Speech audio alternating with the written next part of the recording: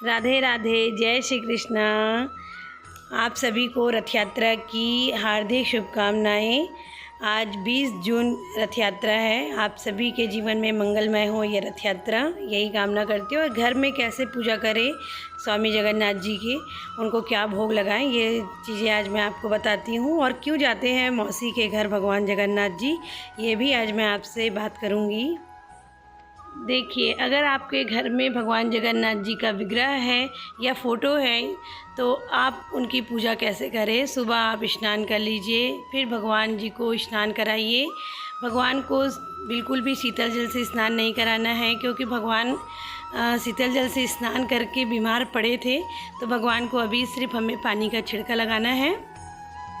जो हमारे घर में है, मैं उनकी बात कर रही हूँ, तो उनको छींटा लगाना है। और फिर उनको राजकीय पोशाक जो आप लेते हैं भगवान के लिए वस्त्र, वो वस्त्र उनको धारण कराइए, तिलक लगाइए और उनको अच्छे अच्छे भोजन दीजिए। तो सबसे पहले उनको फल फूल दीजिए, उनको पौष्टिक आहार दीजिए, क्योंकि अभी वो बीमारी से उठे हैं। इसलिए आज के दिन उनको गजा मूंग का भोग लगता है, यानी कि चना और मूंग दोनों को, साबुत चना होता है और साबुत मूंग होता है, उसको आप भिगा करके रात में रख लीजिए। सुबह आप उसमें शक्कर मिला करके भगवान जी को भोग अर्पण कीजिए। इसको ही गजा मूंग का भोग कहते हैं। भगवान इसको खाते हैं क्योंकि ये पौष्टिक आहार कहते हैं ना। जब हम लोग की भी तबीयत ख़राब होती है तो हम लोग चना और मूंग का सेवन करते हैं, अंकुरित चना और मूंग का। तो इस तरह से भगवान भी चना और मूंग का ही सेवन करते हैं। तो उनका आज जो आप भोग लगाइए, फल फूल का भोग लगा सकते हैं। उसके बाद आप उनको 56 भोग का भी भोग लगा सकते हैं, लेकिन लाइट वेट हो, बहुत ज़्यादा हैवी भोजन हो अभी नहीं करेंगे, क्योंकि तबीयत अभी ख़राब भी हुई थी, अभी ठीक हुए हैं।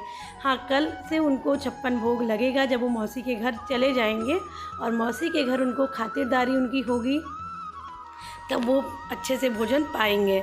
तो आज तो उनको गजा मूंग का ही भोग लगेगा। आप नारियल भी तोड़ सकते हैं घर में, अगर आप पूजा कर रहे हैं तब की बात है, तो आप नारियल भी तोड़ें। भगवान को तिलक चंदन लगाइए, वस्त्र पहनाइए और बहुत अच्छे से उनको तैयार करके उनकी आरती भजन करके उनको गा कर सुनाइए, भजन गा करके सुनाइए। और उसके बाद फिर आप उनको, या तो फिर आप घर पे रथ बना सकते हैं भगवान के लिए, या नहीं तो आप भगवान को अपने दोनों हाथों में इस तरह से पकड़िए और आप अपने घर में ही 2-4 ऐसे फेरे लगा सकते हैं, या फिर अपने मोहल्ले में आप ऐसे घुमा करके भगवान को, आंगन में भी आप घुमा करके भगवान को ला करके अपने मंदिर में यथास्थान उनको आप स्थापित कर दीजिए। ये हो गई घर की पूजा, आप कैसे कर सकते हैं। अब चलते हैं मौसी के घर। आखिर क्यों जाते हैं भगवान, क्या कारण है, ये भी आपको सुनाते हैं। और कैसे जाते हैं, कौन से रथ में जाते हैं, कौन सी रस्सी होती है, ये सारी चीज़ें जानकारी भी मैं आज इसी वीडियो में आपको देने वाली हूँ। क्यों जाते हैं भगवान अपने मौसी के घर। जाने संपूर्ण भारत में भगवान जगन्नाथ जी की रथ यात्रा का इतना महत्व क्यों है। धार्मिक दृष्टिकोण से भगवान जगन्नाथ जी का इतना महत्वपूर्ण, क्योंकि इनका जो चर्चा है विदेशों में भी है। विदेशों में भी जो मंदिरें हैं जगन्नाथ जी के नाम से, वहाँ पर भी आज के दिन रथ यात्रा निकाली जाती हैं और वहाँ पर भी भव्य पूजा आरती होती हैं। पूरी धाम में होने वाली रथ यात्रा को देखने के लिए हर साल लाखों विदेशी श्रद्धालु भी आते हैं और लाखों की संख्या में भक्त भगवान की इस पावन रथ यात्रा में शामिल होते हैं।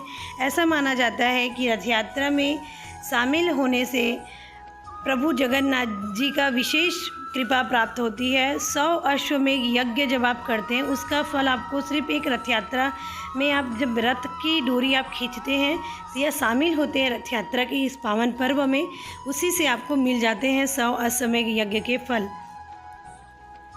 लोगों के कष्टों का भी निवारण हो जाता है। भगवान की कृपा ऐसी होती है कि उनके रथ यात्रा में शामिल होने से ही आपके सारे दुख दर्द तकलीफ़ें आपको दूर हो जाती हैं और भगवान की कृपा आपको सीधे प्राप्त होती है। इसमें सबसे अच्छी बात ये होती है कि भक्तों को भगवान के विग्रह तक सीधे दर्शन का लाभ प्राप्त हो सकता है, क्योंकि इसमें भीड़ तो काफ़ी होती है, लेकिन इस टाइम पे अगर आप जाएं तो भगवान को साक्षात आप, क्योंकि मंदिर से जब आप देखते हैं तो कुछ दूरी पर ही आपको भगवान नज़र आते हैं, लेकिन आप रथ यात्रा में अगर शामिल होते हैं तो भगवान सीधे ही आपको दर्शन देते हैं और बहुत ही भव्य रूप में आपको दर्शन देंगे। ये आपको लाभ प्राप्त हो सकता है आपको रथ यात्रा में शामिल होने से। भगवान जगन्नाथ जी का रथ यात्रा 10 दिवसीय महोत्सव होता है। यात्रा की तैयारियां जो होती हैं अक्षय तृतीया के दिन से ही श्री कृष्ण और बलराम तथा सुभद्रा मैया के रथों का निर्माण साथ ही शुरू हो जाता है। मैंने इससे पहले वाली वीडियो में भी जानकारी दी है। भारत के 4 प्रमुख धामों में से एक पुरी धाम में योगेश्वर श्री कृष्ण भगवान जगन्नाथ जी के रूप में विराजते हैं। साथ ही यहाँ बलभद्र और सुभद्रा जी भी विराजमान हैं। पौराणिक कथाओं के अनुसार भगवान जगन्नाथ जी बहन सुभद्रा और भाई बलराम के साथ अपने मौसी के घर जाते हैं और वहां पर 7 दिन ठहरते हैं। इस वजह से पूरी जगन्नाथ मंदिर से 3 रथ रवाना होते हैं। गुड़ीचा मंदिर ये भगवान के मौसी का घर है, जहां पर ये रथ यात्रा का रथ जो है जाती है। इस मंदिर के बारे में पौराणिक मान्यता है कि यहाँ पर भगवान देवशिल्पी विश्वकर्मा ने भगवान के इस काष्ठ विग्रह का निर्माण किया था, जो आज जगन्नाथ जी के नाम से जाना जाता है। जगन्नाथ जी में काष्ठ विग्रह ही है, यानी कि लकड़ी की विग्रह है। इसे निर्माण करने वाले देवशिल्पी विश्वकर्मा जी हैं। सबसे पहले बलराम जी का रथ, उसके बाद बीच में देवी सुभद्रा जी का रथ और फिर श्री कृष्ण जी का रथ होता है। इसे उनके रंग और ऊंचाई से पहचाना जाता है। जगन्नाथ जी का जो रथ है गरुड़ ध्वज या कपिल ध्वज कहलाता है। 16 पहियों का वाला ये रथ होता है। 13.5 मीटर ऊंचा होता है, जिसमें लाल व पीले रंग का वस्त्र उपयोग होता है। इसकी रक्षा गरुड़ जी स्वयं करते हैं। रथ पर जो ध्वज है उसे नंदी घोष कहते हैं। बलराम जी का जो रथ होता है उसे धवल ध्वज के नाम से पहचाना जाता है। ये रथ जो होती है 13.2 मीटर ऊंचा होता है और ये 14 पहियों का होता है। लाल हरे रंग के कपड़ों से बना होता है। रथ के रक्षक जो होते हैं वसुदेव व सारथी मताली होते हैं। वह इनके रथ के ध्वज को उड़ानी कहते हैं। जिस रस्सी से रथ को खींचा जाता है उसे वासुकी कहते हैं। सुभद्रा जी का रथ पद्म ध्वज कहलाता है। ये 12.9 मीटर ऊंचा होता है और 12 पहियों का ये रथ लाल काले रंग के वस्त्र के साथ बनाया जाता है। रथ के रक्षक दुर्गा जी तथा सारथी अर्जुन जी होते हैं। रथ का ध्वज नंदपिक कहलाता है। इसे खींचने वाले रस्सी को स्वर्णचूड़ा कहते हैं। इन रथों को कैसे बनाते हैं उनका वीडियो इसी चैनल पर आप वहां से देख सकते हैं। मैंने बनाई हुई हूँ पहले ही वीडियो को, आप लोगों के लिए मैं यहाँ पर लिंक दे दूँगी, आप देख लीजिएगा। भगवान जगन्नाथ जी के रथ के सामने सोने की झाड़ू से झाड़ू लगाया जाता है, साफ़ किया जाता है, उसके बाद ही रथ को आगे बढ़ाया।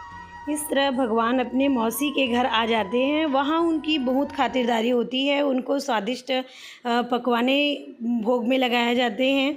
मौसी के घर भगवान जगन्नाथ जी 7 दिन तक आराम करते हैं और बहुत अच्छे से समय व्यतीत कर अपने धाम जगन्नाथ मंदिर आ जाते हैं। तो आप लोगों को वीडियो अच्छी लगती है, लाइक शेयर सब्सक्राइब ज़रूर कीजिए। राधे राधे।